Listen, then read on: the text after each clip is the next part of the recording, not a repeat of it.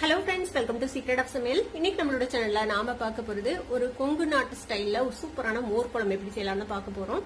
நான் இன்னைக்கு சுரக்காய் யூஸ் பண்ணிருக்கேன். நீங்க சுரக்காய்க்கு பதிலாக வெண்டைக்காய் யூஸ் பண்ணலாம், நீர்பூசணிக்காய் யூஸ் பண்ணலாம். வீடியோக்குள்ள போறதுக்கு முன்னாடி நீங்க என்னோட சேனலுக்கு இப்பதான் முதல் முறையா வரீங்கன்னா வீடியோ கீழே இருக்க சப்ஸ்கிரைப் பட்டனை மறக்காம பிரஸ் பண்ணிக்கோங்க. பக்கத்துல இருக்கிற நோட்டிபிகேஷன் பெல்லையும் மறக்காம கிளிக் பண்ணிக்கோங்க. அப்பதான் என்னோட ஃபியூச்சர் நோட்டிபிகேஷன்ஸ் உங்களுக்கு உடனே வந்து சேரும். எங்க ஊர் ஸ்டைல்ல மோர் குழம்பு எப்படி செய்யலாம்னு பார்க்கலாம் வாங்க.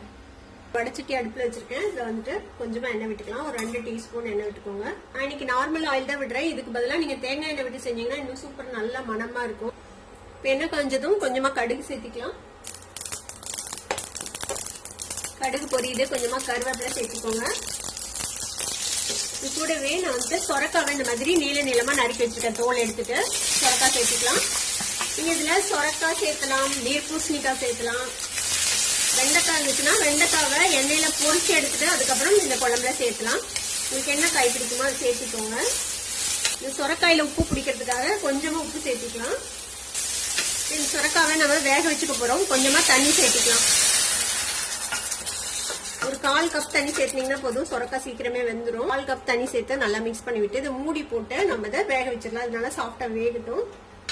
இப்போ சொரக்காய் வேகிறதுக்குள்ள நம்ம இதுக்கு ஒரு மசாலா அரைச்சிக்கலாம். இதுக்கு வந்துட்டு ஒரு 1/4 மூடி தேங்காவை இந்த மாதிரி துருவி வச்சிருக்கேன். மிக்ஸி ஜார்ல சேர்த்திக்கோங்க.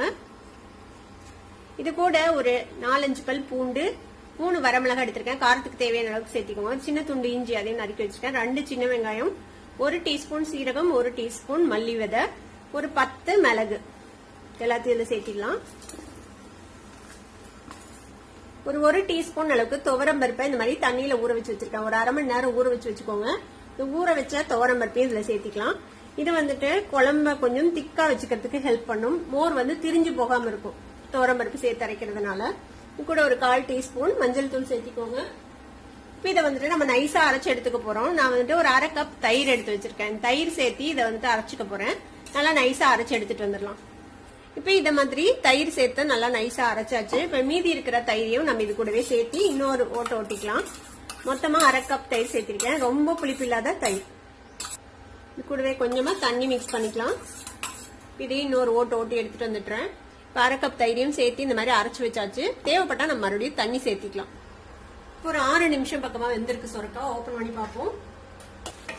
பாத்தீங்கன்னா தெரியும் நல்லா சாஃப்டா வெந்துருச்சு. செக் பண்ணி பாத்துக்கோங்க நல்லா வெந்துருச்சான்னு. இதுக்கப்புறம் வந்துட்டு இது வேகாது குழம்புல. பாருங்க நல்லா வெந்துருச்சு.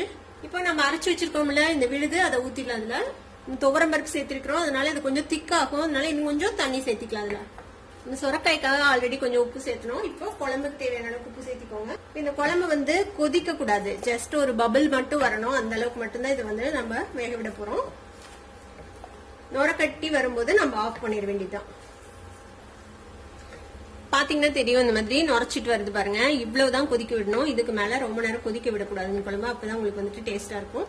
இதுக்கு மேல கொஞ்சமா தேங்காய் எண்ணெய் ஊத்துனீங்கன்னா ரொம்பவே நல்லா இருக்கும். அவ்வளவுதான், நம்மளோட கொங்கு ஸ்டைல் மோர் குழம்பு ரெடி ஆயிடுச்சு. அடுப்பு ஆஃப் பண்ணிடலாம். சூப்பரான சொரக்காய் போட்டு அரைச்சு விட்ட மோர் குழம்பு ரெடி ஆயிடுச்சு. கண்டிப்பா ட்ரை பண்ணி பாருங்க. செம சூப்பரா இருக்கும் சாதத்தோட சாப்பிட்றதுக்கு. ட்ரை பண்ணி பார்த்துட்டு எப்படி இருந்தது அப்படின்னு கமெண்ட்ஸ் ஃபீட்பேக் கொடுங்க. வீடியோ உங்களுக்கு பிடிச்சிருந்தா சப்ஸ்கிரைப் பண்ணுங்க. பக்கத்துல இருக்க பெல் ஐகானை கிளிக் பண்ணுங்க. அப்பதான் ஃபியூச்சர் நோட்டிபிகேஷன்ஸ் உங்களுக்கு உடனே வந்து சேரும்.